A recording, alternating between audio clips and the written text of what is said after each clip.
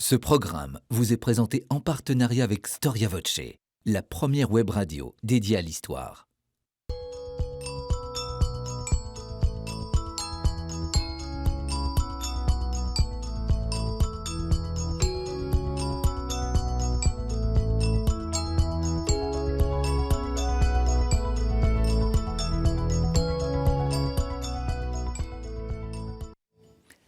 Chers téléspectateurs, chers auditeurs, bonjour, vous êtes sur KTO TV ou sur KTO Radio et vous y êtes bien, restez avec nous.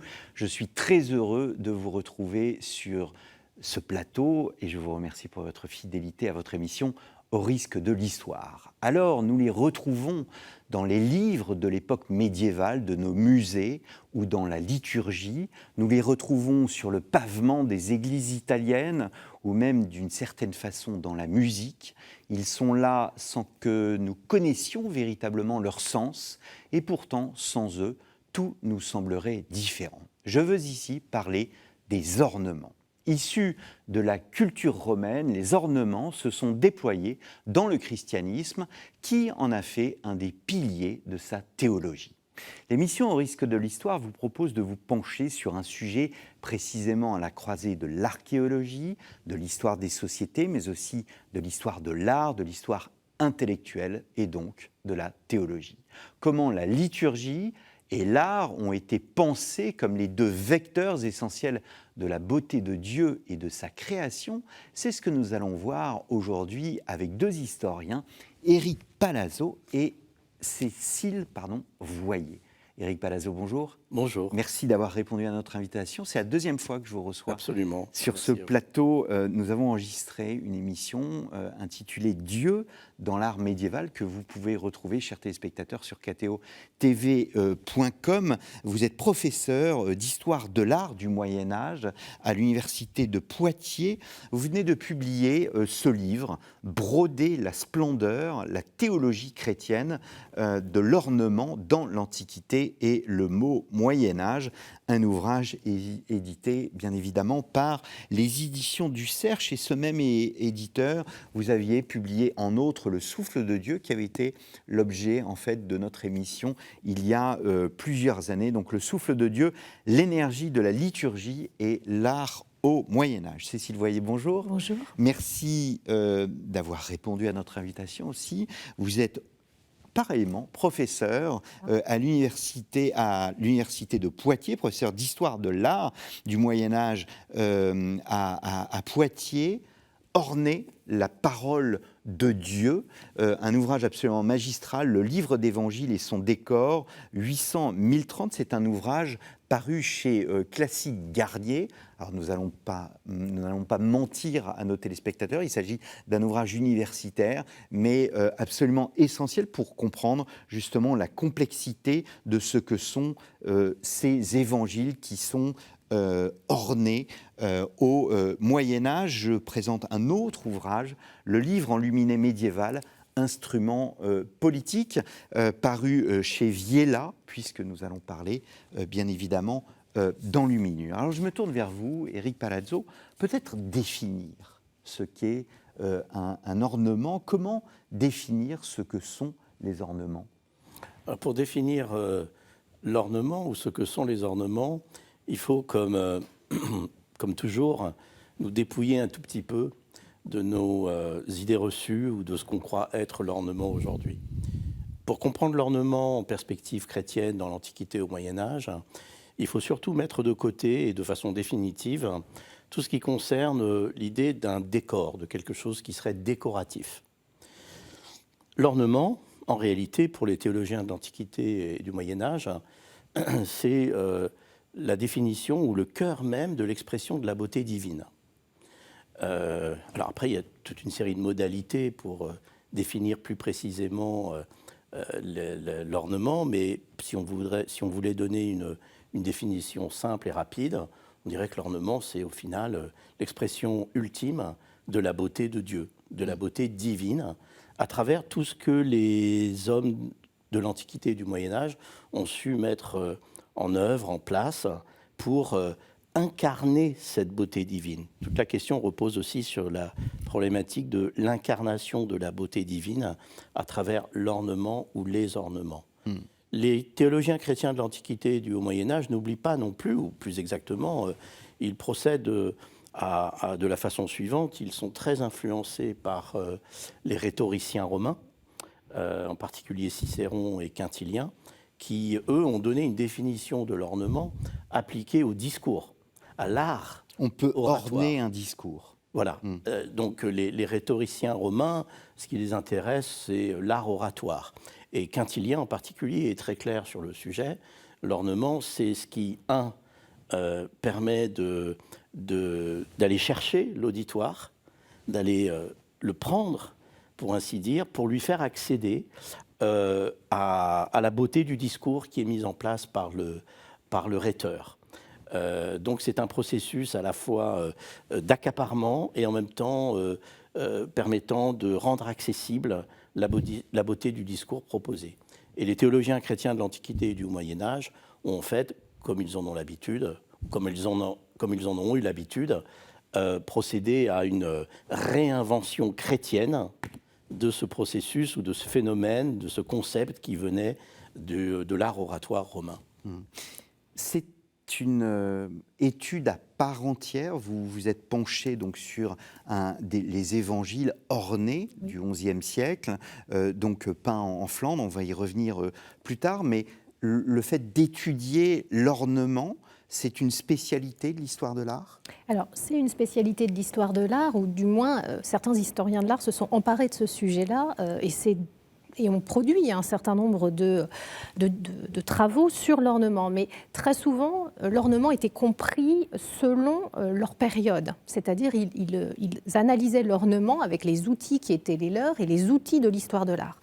En fait, ce qui est assez nouveau, c'est depuis quelques années, mais je pense qu'on en reparlera, certains chercheurs, comme Jean-Claude Bonne, ont essayé, eux, de s'intéresser à l'ornement dans une perspective qui était celle de la période qui les a produites, et non plus avec le regard de l'historien de l'art, mais de partir de la terminologie, pour essayer finalement d'approcher d'une nouvelle manière ces ornements qui envahissent évidemment tous les supports de l'espace ecclésial et des manuscrits. Et finalement, les balbutiements, c'est ça. C'est-à-dire c'est actuellement une reprise de ce dossier sur l'ornement à travers la terminologie médiévale et les concepts qui sont liés à tout le vocabulaire autour de l'ornement. Et effectivement, comme le soulignait Éric Palazzo, l'ornement, c'est ce qui va permettre, et c'est le cœur même du sujet, c'est ce qui va permettre d'exalter l'essence de la personne, de l'être ou de la chose qui est représentée. Et c'est en ça que l'historien de l'art, évidemment, a son mot à dire, à partir justement de cette compréhension de ce qu'est l'ornement depuis l'Antiquité dont on vient de parler à l'instant.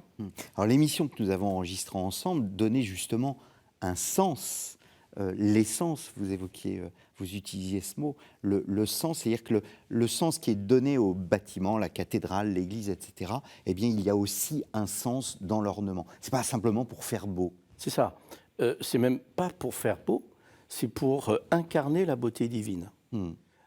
Donc l'expression « faire beau » pourrait laisser supposer que c'est quelque chose d'anecdotique ou d'un petit peu superflu, Oui. alors que c'est tout l'inverse. C'est tout l'inverse. Mais puisque Cécile a lancé le débat sur le vocabulaire, je m'empresse d'ajouter, puisque vous avez commencé par cette question sur la définition de l'ornement, que le terme grec, c'est le cosmos. C'est-à-dire, en fait, l'ornement latin, l'ornatus, c'est un dérivé, en quelque sorte, du cosmos grec, du mot cosmos grec, qui désigne bien évidemment à la fois l'univers, mais surtout la beauté du monde. Et cette beauté du monde, elle est celle du monde créé par Dieu, et donc à travers ce monde créé par Dieu, c'est la beauté de Dieu lui-même qui est reconnue et constatée en quelque sorte. Alors, il y a un sujet qui nous est cher dans cette émission, c'est le fait que l'Église soit aussi passeur de culture. Et vous commencez votre ouvrage, donc Broder la splendeur, vous le commencez par ce personnage que vous évoquiez à l'instant, à savoir Quintilien. Le christianisme reprend un héritage antique. Oui, absolument. Alors, comme je l'ai dit tout à l'heure, ça c'est un processus assez habituel chez les théologiens chrétiens de l'Antiquité en particulier. Ils s'inscrivent dans une continuité, dans une tradition, mais qu'ils réinventent, qu'ils s'approprient et qu'ils réinventent en christianisant tout ce qu'ils récupèrent en quelque sorte de la tradition romaine ou même de l'Antiquité au sens le plus large. Donc les théologiens chrétiens de l'Antiquité connaissaient les écrits de Quintilien, de Cicéron, et ils se les réapproprient pour les réinventer en perspective chrétienne. Donc il n'y a pas de rupture. Et vous insistiez sur cette notion de passeur. Il n'y a pas de rupture. L'Église, au sens large du terme, n'est-ce pas, ne se situe pas ou n'est pas dans une perspective de rupture. C'est au contraire un héritage qu'il faut faire fructifier tout en le modifiant à partir de ce phénomène de réinvention en perspective chrétienne de concepts et de les christianiser d'une certaine manière. On sait qu'à l'époque médiévale que vous étudiez, 11e, 12e siècle, il y a une volonté non pas de faire une révolution, mais au fond, revenir au passé, de garder le passé comme un trésor. Vous l'avez ressenti aussi dans vos travaux sur ce manuscrit ? Alors oui, parce qu'en fait, ils s'inscrivent dans ce que nous, en histoire de l'art, on appelle des traditions visuelles, mais en réalité, c'est bien sûr pour l'historien de l'art, ce sont des traditions visuelles, puisqu'on voit comment certaines références sont véhiculées d'un manuscrit à l'autre, d'un support à l'autre, etc. En réalité, c'est un processus rhétorique aussi. C'est celui de la transmission de la connaissance qui nous vient aussi de l'Antiquité, qui est celui de la traditio studii, c'est-à-dire le fait d'avoir une œuvre source, une autorité en fait, et de l'enrichir, de l'adapter à son nouveau public, voire de proposer une réinterprétation de cette œuvre source pour en faire une nouvelle œuvre qui elle-même va être transmise, on l'espère, en tout cas c'est ce qu'espère le concepteur de ces images, à son tour. Donc en fait l'idée c'est que la connaissance elle se diffuse comme ça en s'adaptant, en s'enrichissant, en étant assimilée. Donc c'est tout à fait cette idée-là que l'on va trouver dans les manuscrits. C'est vraiment au cœur de la création médiévale. En tout cas du premier Moyen-Âge, c'est sûr. Et derrière le mot tradition, il y a le thème de la transmission. C'est surtout Traditio, c'est transmettre. C'est, là aussi, il y a toute une reconsidération du vocabulaire à opérer, un peu comme je l'ai souligné tout à l'heure au sujet du mot même d'ornement. Il faut comprendre tradition, comme vient de le rappeler Cécile, plutôt au sens de la transmission, plutôt que de quelque chose qui serait un passé auquel on se référerait. Et qui serait un peu poussiéreux d'une certaine manière. C'est aussi ce qui a engendré cette espèce de vision parfois qui est complètement fausse et évidemment les historiens de l'art remettent ça en cause, d'un art médiéval qui serait stéréotypé, répétitif. En réalité, c'est pas du tout ça, c'est vraiment des mécanismes de création avec à chaque fois l'idée qu'on assimile, qu'on se réapproprie pour transmettre une œuvre, une référence fort ancienne, mais qui à chaque fois va être modifiée par la personne qui l'a assimilée et qui la propose à son tour. Et c'est ça qui est fabuleux. Alors quand j'ai reçu votre ouvrage, Éric Palazzo, j'ai vu Broder la splendeur, j'ai pensé tout de suite aux ornements liturgiques. Or, ce n'est pas tant le sujet. Pourtant, voilà, Broder la splendeur. Pourquoi ce titre ? Alors, pourquoi ce titre ?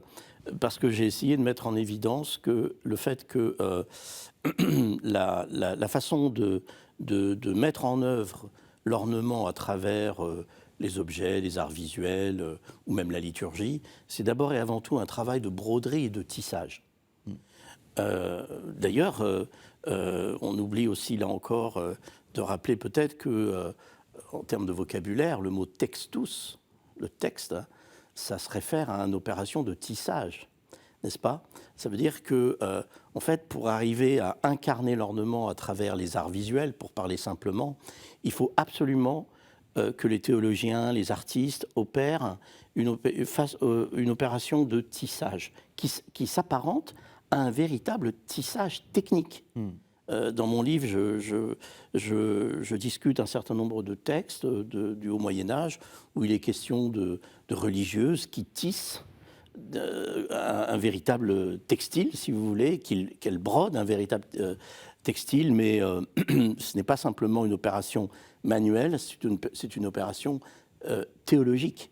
Les grandes références que je mets les grandes figures que je mets en avant dans mon livre, aussi bien Cassiodore par exemple, on va peut-être en parler, ou Théodulphe, conçoivent la conception de l'ornement comme un tissage, comme une broderie. Et l'objectif de cette opération est bel et bien de faire apparaître la splendeur divine. Mais en même temps, il y a quelque chose qui est très important pour eux, c'est le fait que l'opération même de tissage ou de broderie, au sens métaphorique, comme je viens de l'expliquer, est déjà la beauté de l'ornement. C'est-à-dire qu'on n'attend pas le résultat. Le processus de tissage est déjà lui-même le résultat. Est-ce qu'on peut comparer finalement ces artistes, on va voir qui sont ces artistes, mais est-ce qu'on peut comparer ces artistes à ceux qui peignent aujourd'hui des icônes? On sait que ceux qui peignent des icônes font un acte de prière, un acte de foi, et que pendant en exerçant leur art, ils exercent aussi, ils disent une prière. C'est comparable? Oui, il y a une certaine similitude, bon, avec une différence quand même, qui est le statut de l'icône est différent de celui des productions artistiques concernant l'ornement, mais l'acte consistant à peindre étant équivalent à l'acte de prière, ça, oui, de ce point de vue-là, c'est absolument semblable. D'ailleurs, dans un de mes précédents livres, c'était le thème du livre. Le livre s'intitule « Peindre, c'est prier ». On ne peut pas être plus clair sur cette déclaration. Mais pour répondre aussi un peu plus à la question que vous posiez tout à l'heure, je n'aborde pas principalement les objets liturgiques, même s'ils sont présents dans le livre, notamment dans le dernier chapitre, mais parce que j'essaie de montrer aussi que pour ces théologiens qui pensent l'ornement au sens où je viens de l'expliquer, il n'y a pas de différence avant le XIe, XIIe siècle entre une peinture ornée, ornementale, une prière, un calice, une patène ou un moine. Ce sont tous des ornements. Ce sont tous des ornements. Alors, quand je dis avant le XIe, XIIe siècle, c'est parce qu'à partir de ce moment-là, on va progressivement basculer dans ce qu'on va appeler le nominalisme, c'est-à-dire à partir du moment où on va nommer une chose, elle est principalement la chose qu'on a nommée par son mot, par le nom. Alors que dans les périodes qui nous occupent et dans l'enquête que j'ai menée, il est très clair que pour les théologiens, il n'y a aucune différence entre l'ornement liturgique, les ornamenta sacra, les objets liturgiques, et un moine ou une prière. Cécile Voyer, vous pouvez ajouter quelque chose? Sur ces questions-là, effectivement, il y a beaucoup de choses à dire. Ce qui me semble, moi, évident, c'est que cette réflexion, elle sous-tend effectivement aussi toute la création. C'est-à-dire que une image est un ornement, ce qu'on appellerait une image historiée, est un ornement au même titre finalement qu'une lettrine ornée ou toute autre forme de décor, ou la parure du manuscrit qu'est la reliure. C'est-à-dire qu'en réalité, tout est ornement pour exalter justement ce qu'est le manuscrit, à savoir le reliquaire ou la parole de Dieu enfermée dans la matière. En fait, il y a cette dimension-là aussi. C'est-à-dire qu'en fait, tout est convoqué pour exalter ce qui est pour nous aujourd'hui un objet, le livre, mais qui n'a pas ce statut-là. Bien évidemment qu'il s'agit du livre avec un grand L, mais ce n'est pas un objet, c'est autre chose. Oui, parce que vous utilisez l'expression de reliquaire, ça veut tout dire. Exactement. Oui. C'est-à-dire que le manuscrit médiéval, et notamment les livres d'évangile et la Bible évidemment, c'est le reliquaire de la parole de Dieu. C'est-à-dire c'est la parole de Dieu enfermée dans la matière. Et comment dire ce qu'est cet objet? Ce que nous appelons objet par commodité, mais ce qui est plus que ça. Parce que ce n'est pas un livre, c'est vraiment la parole enfermée dans la matière. Et donc il faut pouvoir manifester ce que c'est réellement. Éric Palazzo, vous évoquiez Cassiodore, vous évoquiez Théodulphe, ce sont des noms malheureusement oubliés. Est-ce qu'on peut dire que ce sont des théoriciens de l'ornementation? Oui, on peut dire cela. Alors, à condition là aussi de mettre des guillemets à théoriciens.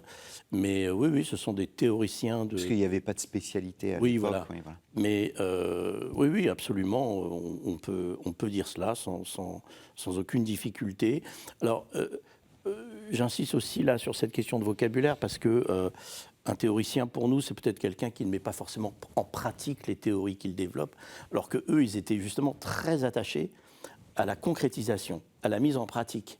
Vous voyez, que ce soit aussi bien Cassiodore ou Théodulphe, qui sont peut-être les deux personnages principaux, si j'ose dire, de mon livre, hein, ce sont des penseurs, des théoriciens de l'ornement, des théologiens de l'ornement, mais pour eux, il est absolument essentiel de passer à l'étape de la réalisation, de la concrétisation matérielle des théories ou des idées théologiques qu'ils développent autour de l'ornement. Il n'y a pas dans leur esprit de réflexion valide sur l'ornement et sa profondeur théologique sans la concrétisation matérielle de cette réflexion.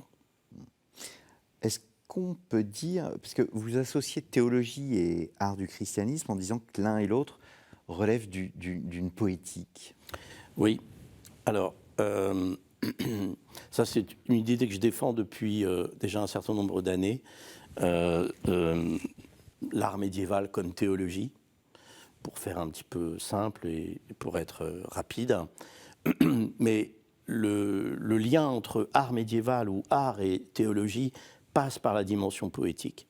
C'est absolument essentiel. Alors là encore, à condition de penser la dimension poétique d'une façon peut-être un tout petit peu différente que ce à quoi on peut penser aujourd'hui quand on pense à l'art poétique. Mais par exemple, Théodulphe, qui est là encore au cœur de mon livre, entre autres, on ne peut comprendre le déploiement ornemental des enluminures dans les manuscrits qu'il a conçus sans passer par son art poétique, par ses poèmes.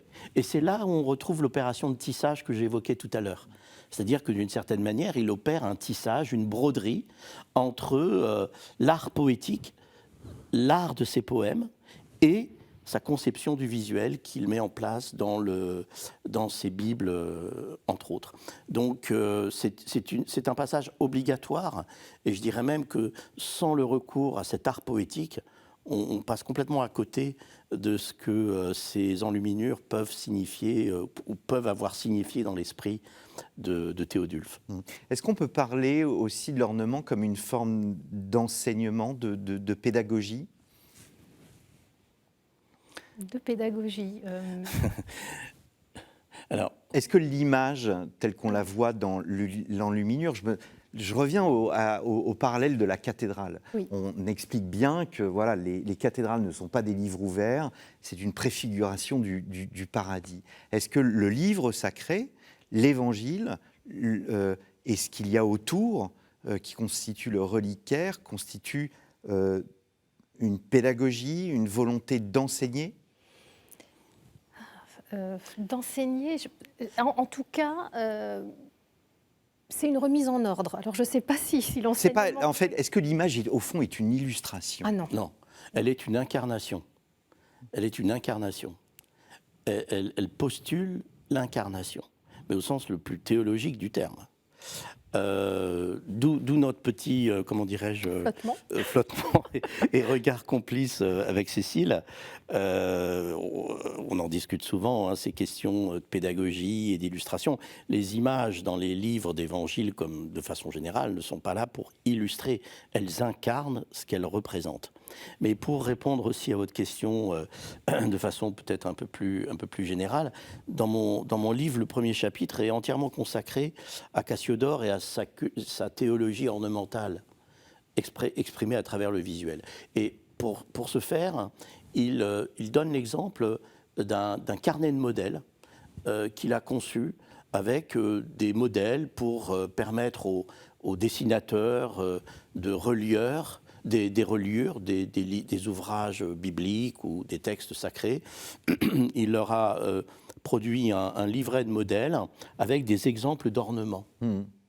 Et il leur conseille donc de se référer à ces ornements pour décorer les reliures. Et il explique que pour les reliures, il s'agit à ce moment-là de protéger les Écritures saintes, de protéger la beauté des Écritures saintes. Donc l'ornement sert à protéger les Écritures saintes.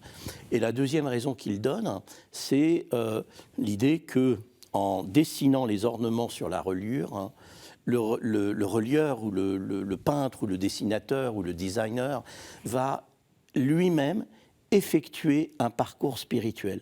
Il va opérer sa propre conversion en exécutant l'ornement.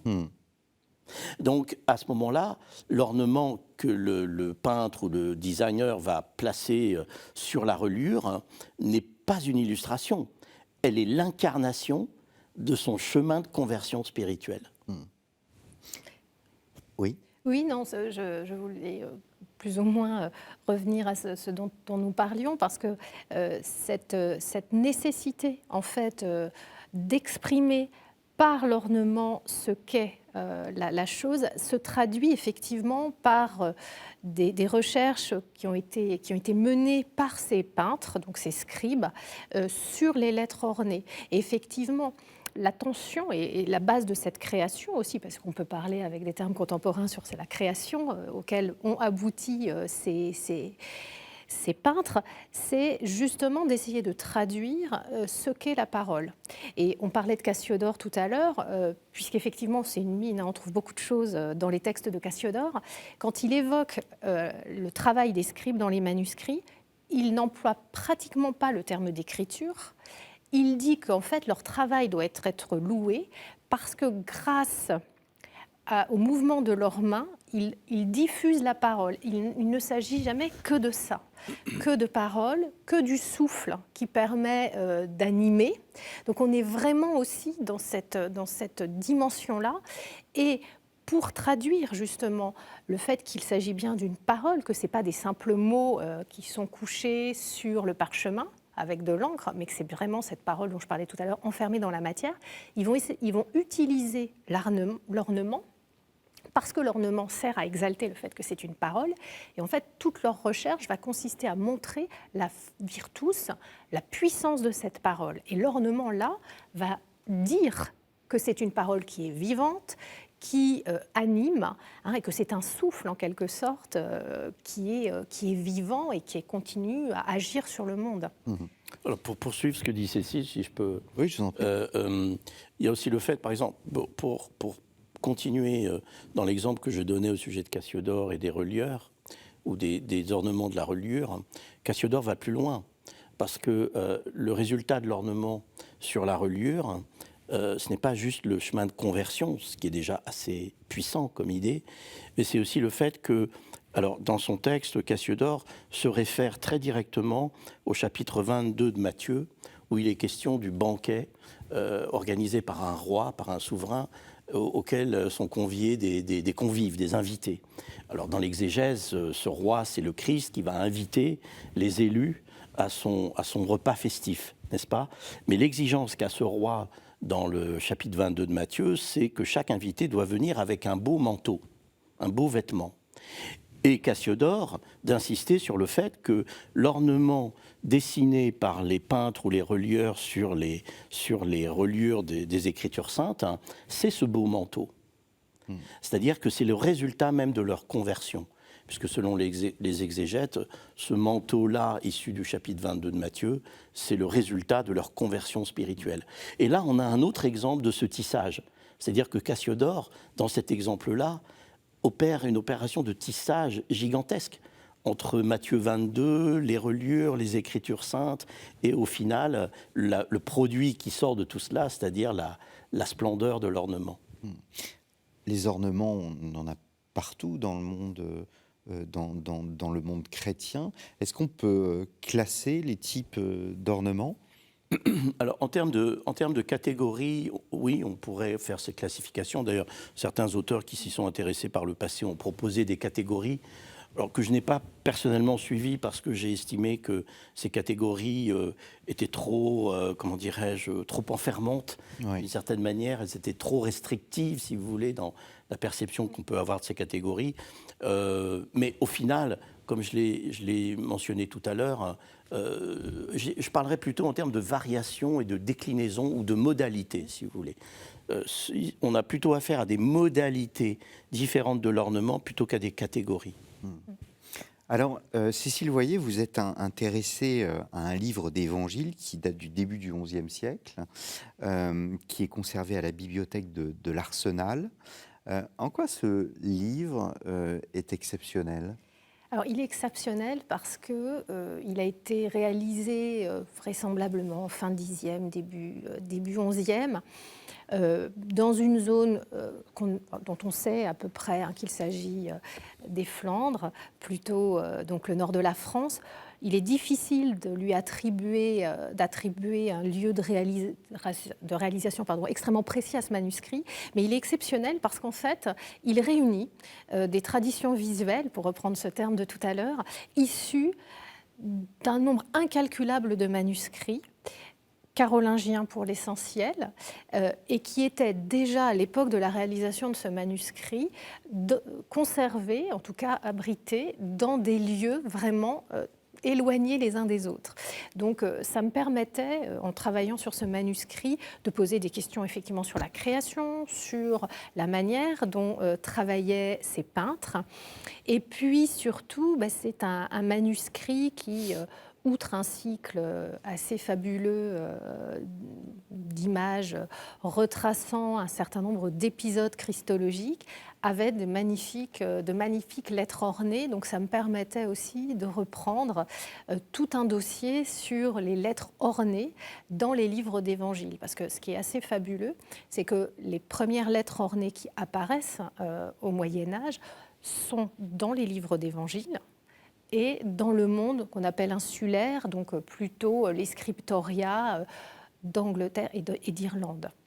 Et effectivement, ça posait la question de savoir pourquoi à un moment donné, on se met à orner la première lettre du premier mot de chacun des 4 évangiles. Pourquoi est-ce qu'à un moment donné, il y a cette nécessité qui s'impose, alors que finalement, dans le monde antique et romain, une majuscule, ça sert juste, c'est utilitaire, c'est pour la lecture. Et là, on se met à créer des lettres qui, poussées très très loin dans le monde insulaire, deviennent illisibles. Et c'est ça qui m'a vraiment intéressée, en fait, d'essayer de comprendre pourquoi ces lettres apparaissaient dans le contexte du livre d'Évangile. Alors, ce qui est intéressant, c'est que vous montrez qu'il y a un changement qui s'opère au XIe siècle. Enfin, cet ouvrage n'est pas un produit spontané, il est le fruit d'une époque. Oui. Il s'inscrit dans un contexte bien particulier. Oui, c'est-à-dire qu'il va reprendre, le peintre reprend effectivement, se sert de traditions visuelles, mais qu'il va à chaque fois transformer pour les adapter à ses propres préoccupations, aux préoccupations de son époque, mais aussi au public auquel il est destiné, ou en tout cas aux commanditaires. Et donc, on va avoir des choses qui n'apparaissaient pas dans, par exemple, des lettres ornées carolingiennes, et je pense notamment à l'incipit du livre de l'Évangile de Luc, avec le mot quoniam, et qui fait l'objet d'un certain nombre de réflexions dans les travaux récents d'Éric Palazzo, et qui, ici, s'il est issu d'une tradition visuelle que je peux remonter, fait l'objet d'une adaptation parce qu'il y a un enjeu autour de la présence réelle, la présence réelle lors de la consécration des espèces. Et donc, on représente le Christ qui tient, effectivement, le Christ en majesté, qui tient l'hostie, ce qu'on ne voit pas forcément de manière aussi nette dans un certain nombre d'ouvrages carolingiens, et notamment dans le livre d'Évangile, qui sert de référence à cette image du XIe siècle. Incarnation, vous évoquiez tout à l'heure l'incarnation, vous évoquez la présence réelle. C'est un tournant théologique majeur, c'est-à-dire qu'on s'inscrit dans une époque où on veut représenter le Christ, où on dit que le Christ est présent. Et un des meilleurs exemples, c'est l'autel qui est au centre de la cathédrale. Absolument. Il y a une sorte d'obsession, j'ai presque envie de dire.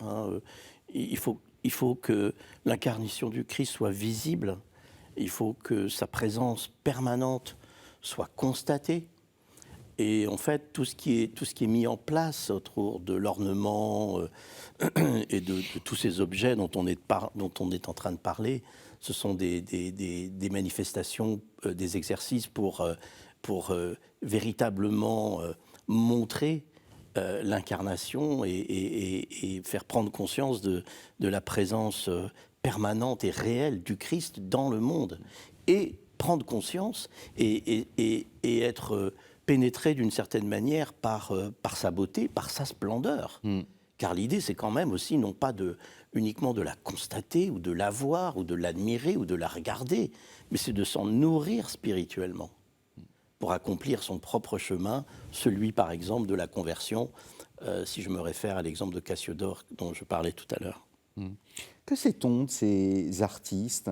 Est-ce que le texte que vous avez étudié, enfin non pas le texte, mais l'ornement du texte que vous avez étudié, puisque le texte, ce sont les évangiles, est-ce que, à la fin, cet ouvrage a été réalisé par... Non, non. Alors ça, c'est aussi une surprise intéressante. C'est que, contrairement au monde carolingien, où effectivement on peut avoir le nom du destinataire et puis aussi de celui qui a conçu le manuscrit, là on est à une période où finalement les choses sont très discrètes. C'est-à-dire qu'on n'a pas de traces de nom de la personne qui a réalisé le manuscrit. Il n'y a pas de colophon, il n'y a pas de dédicace dans ce manuscrit précieux, pour autant. Enfin, c'est vraiment un manuscrit très précieux, ce manuscrit conservé à l'Arsenal, fait de pourpre, d'or, mais pour lequel nous n'avons aucune mention. Donc en fait, après, on ne peut qu'émettre des hypothèses sur le fait qu'on ait réalisé cet ouvrage à un moment donné de l'histoire de cette ère géographique. Est-ce qu'on sait si ces auteurs, ces scribes, ces artistes, je ne sais pas comment il faut les nommer, est-ce qu'on sait s'ils travaillaient à plusieurs sur un même ouvrage, ou bien au contraire, voilà, un ouvrage était l'œuvre d'un seul et même artiste? Alors, on a parfois des traces dans certains manuscrits de plusieurs mains.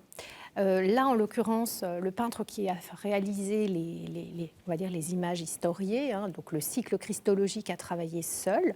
En revanche, il a fait aussi les grandes lettres ornées. En revanche, il y a une autre main qui est intervenue, puisque par moments il y a des oublis, pour orner les lettres secondaires, qui elles sont juste ornées par de la couleur, mais ce qui est déjà beaucoup, parce que la couleur c'est pas rien non plus, c'est un signe de la lumière, donc c'est considéré comme quelque chose de noble, c'est ce qui est le plus proche de l'immatérialité, donc c'est quelque chose de noble. Donc mettre de la couleur déjà en soi, c'est important. Et donc voilà, il y a une main secondaire qui est venue apposer de la couleur pour des lettrines moins importantes, mais qui néanmoins rythment le texte. Vous évoquez... Oui, Éric Palato. Pour ajouter oui, je vous en prie.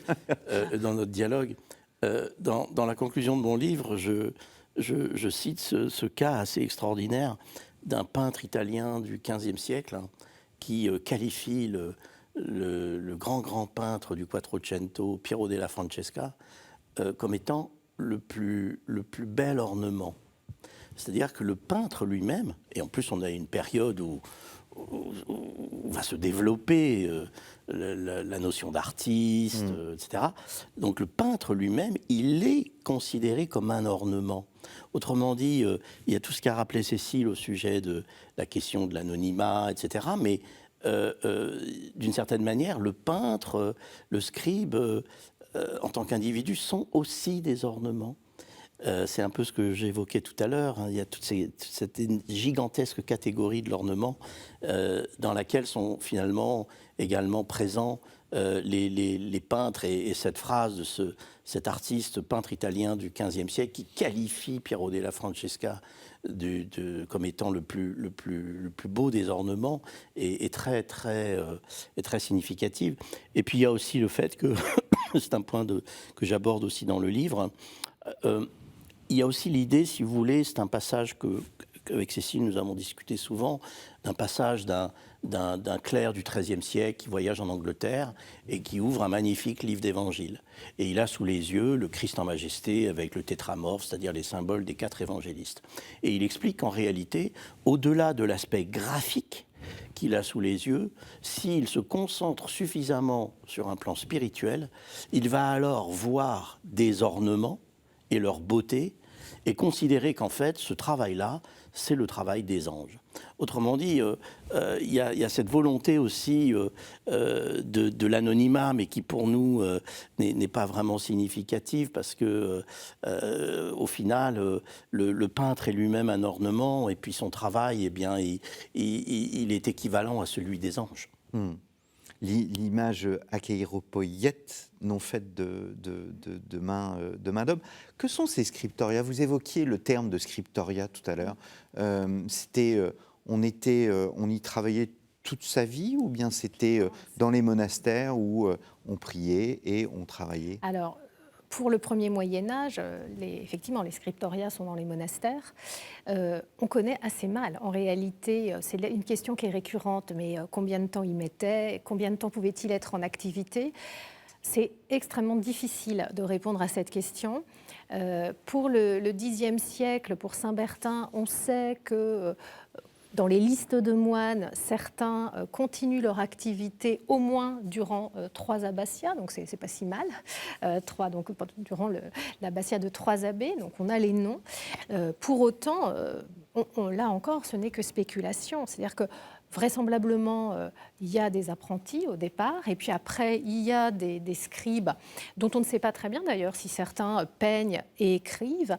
Parfois, on sait pour le Xe siècle, et notamment avec l'abbaye de Saint-Bertin, que certains vont écrire, d'autres vont rassembler, et enfin d'autres vont peindre.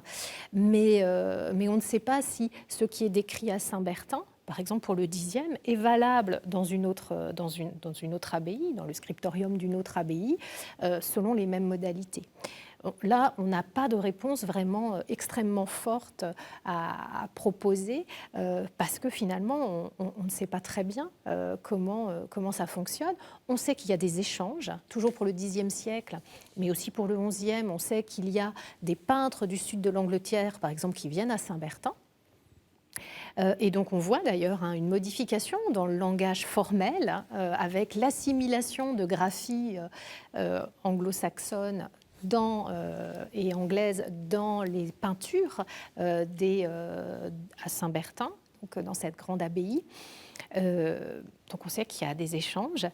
Manifestement, un certain nombre de ces peintres voyagent, ou en tout cas vont d'une abbaye à une autre, puisqu'il y a on le voit, avec des formes qui arrivent dans une abbaye au Mont-Saint-Michel, des formes qui circulent depuis la Normandie jusque dans les pays de la Loire. Mais pour autant, donc, ça circule.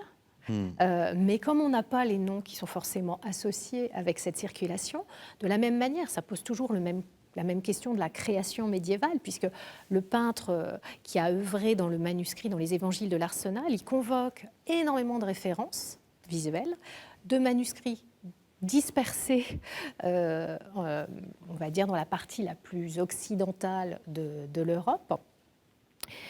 Et en même temps, nous n'avons, par exemple, conservé aucun support sur lequel voyageraient les images. Parce que là, il y a une espèce de serpent de mer qui est celui des carnets de modèles, mais enfin, pour le premier Moyen-Âge, on n'en connaît pas vraiment. Et tous ceux qui sont proposés comme étant des carnets de modèles, donc c'est pour ça aussi que moi, je n'emploie pas le terme de modèle, mais j'emploie le terme de référence, parce que ce n'est pas la même chose de se référer à quelque chose que d'avoir un modèle. Parfois, ils ont les manuscrits sous les yeux, et effectivement, on sait qu'un certain nombre de peintres anglais vont s'inspirer ou se référer au psautier d'Utrecht qui se trouve en Angleterre à un moment donné et en faire au XIe et au XIIe une nouvelle œuvre, mais qui très clairement se réfère au psautier carolingien d'Utrecht. Donc là, clairement, ils l'ont sous les yeux, mais pour d'autres images, ils n'ont pas forcément le manuscrit sous les yeux. Donc ça pose vraiment la question de la création. Il ne faut pas oublier la question de la création, justement. C'est là-dessus que vient de terminer sa phrase, Cécile, car tout cela relève d'un processus de création. Il s'agit de créer. Il y a un verbe que vous utilisez et qui m'a sauté voilà, à la figure. Vous dites représenter, c'est rendre présent. Voilà. Et donc, rendre présent, c'est faire appel au sens. Bien sûr. Et alors, vous-même, vous avez travaillé, je ne l'ai pas là, mais vous avez travaillé sur les 5 sens au Moyen-Âge. Oui, c'est-à-dire, dans ce que j'ai eu à écrire ces dernières années, il y a un lien, un tissage entre mon livre sur les 5 sens, entre celui sur le souffle de Dieu et le présent livre sur le thème de l'ornement. Il y a un tissage entre tout ça, parce qu'évidemment, lorsqu'il s'agit d'accéder à la beauté et à la splendeur divine, on fait fondamentalement appel au sens. Ça, c'est absolument incontournable. Donc il s'agit de convoquer les 5 sens pour être réellement dans l'expérience de la splendeur et de sa réception à travers l'ornement. Peut-être une précision aussi par rapport à l'ornement. Contrairement à ce qu'on pourrait croire, ce qu'on appelle l'iconographie, généralement, c'est la représentation de scènes bibliques ou hagiographiques relatives aux saints, etc. Mais il existe véritablement ce qu'on pourrait appeler une iconographie de l'ornement, ou une iconographie ornementale. C'est-à-dire, par exemple, Théodulphe, qui est un des personnages essentiels de mon livre, dans ses Bibles, il n'y a pas de représentation iconographique. Il n'y a pas de scène iconographique, il n'y a pas de scène représentée. Mais et à tort, on a qualifié alors sa production visuelle comme étant aniconique. C'est un contresens total. En réalité, il a une autre conception de l'iconographie, c'est-à-dire de la représentation de la beauté divine, mais à travers le processus visuel qui est celui de l'ornement. Est-ce qu'on peut dire que grâce à l'ornement, le spectateur doit, au fond, être au cœur du mystère? On a parlé de ceux qui font, mais qui reçoit? À qui sont destinés ces ornements? Alors, c'est au commanditaire, parfois, quand on a un nom, et puis souvent à l'officiant. Parce que là, dans le cadre du manuscrit des Évangiles de l'Arsenal, clairement, c'est un livre qui avait un usage liturgique. Alors, a-t-il servi beaucoup? Je ne pense pas, parce qu'il est très très frais et il y a peu de traces d'usure. Mais c'était des livres qui étaient destinés, en tout cas, celui-ci assurément était destiné à un officiant. Et donc, ça s'adresse à lui dans le cadre de la performance et dans le cadre de la liturgie. Et effectivement, ça prend encore une autre dimension, puisque là, le manuscrit participe pleinement, et ces ornements participent pleinement, finalement, à la réalisation du rituel. À la réalisation. Mais dans ces Bibles, oui, allez-y. Dans ses Bibles, Théodulphe, il termine avec un poème extraordinaire dans lequel il demande à ce qu'on fasse mémoire de lui. Vous voyez, cette espèce de crainte de tomber dans l'oubli comme ça. Alors c'est très lié à sa propre histoire, mais il le tisse complètement, ce discours poétique sur le thème de la mémoire, avec des motifs iconographiques de type ornementaux qui renvoient très directement à l'action liturgique elle-même.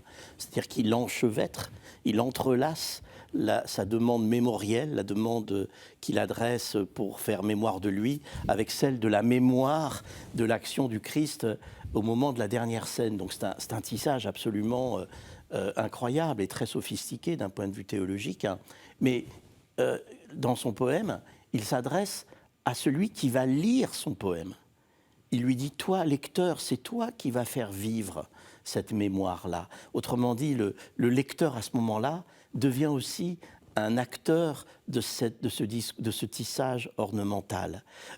Et à ce moment-là, je ne l'appellerai pas le spectateur, puisqu'il devient lui-même un acteur. Il s'inclut lui-même, il s'incorpore lui-même dans ce tissage ornemental de la mémoire. Pour entrer dans le mystère divin. Exactement.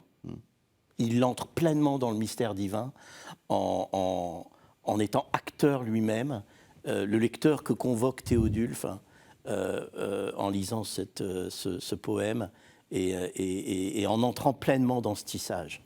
Vous avez écrit une histoire de la liturgie à l'époque médiévale. C'est précisément l'ornement qui fait partie de ce mouvement liturgique que je vais mettre entre guillemets.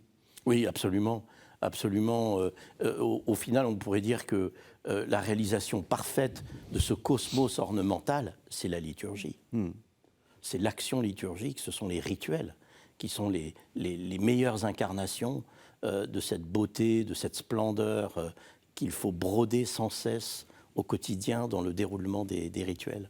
On le savait pour la musique, on le voit aussi finalement pour l'ornement. Exactement. Et la musique, là encore, fait partie du tissage. Un ornement en termes musical pour la liturgie, un ornement, c'est une modalité, c'est une harmonie, une modalité, mais ça a exactement la même signification que ce que j'ai essayé de démontrer à propos du discours visuel. Eh bien, merci beaucoup à tous les deux. Le temps passe malheureusement trop vite. Broder la splendeur, la théologie chrétienne de l'ornement dans l'Antiquité et le Haut Moyen-Âge. Un ouvrage paru aux éditions du Cerf. Éric Palazzo, vous avez écrit de nombreux ouvrages. Je viens de citer celui sur la liturgie, mais il y a aussi, surtout celui-ci, Le souffle de Dieu, paru toujours aux éditions du Cerf, l'énergie de la liturgie et l'art au Moyen-Âge, qui a été au centre de notre émission, que vous pouvez retrouver, chers auditeurs, sur ktotv.com. Et donc, Cécile Voyer, Orner la parole de Dieu, paru chez Garnier, pour partir à la découverte de ce manuscrit du XIe siècle, produit en Flandre. Donc, le livre d'Évangile et son décor, 800-1030. Le livre enluminé médiéval, instrument politique. C'est un ouvrage collectif, donc vous avez co-dirigé avec Vinnie Luccherini, un ouvrage paru chez Viella, et vous m'avez aussi rapporté Faire le ciel sur la terre, donc qui est consacré à la peinture, les images géographiques et le décor peint de Sainte-Eutrope aux salles Lavaux-Guyon, qui se trouve en Haute-Vienne. En Haute-Vienne, donc c'est au XIIe siècle. Et ce livre est paru chez l'éditeur universitaire belge Pré-Pols. Il me reste à vous remercier, chers téléspectateurs, chers auditeurs, pour votre fidélité. N'hésitez pas à vous rendre sur KTO TV pour écouter, revoir cette émission et écouter, regarder bien d'autres émissions. Et n'hésitez pas surtout à aller chez notre partenaire storiavoce.com si vous êtes amoureux de l'histoire. Un grand merci pour votre fidélité et je vous donne rendez-vous dans 2 semaines pour un nouveau numéro de Risque de l'Histoire.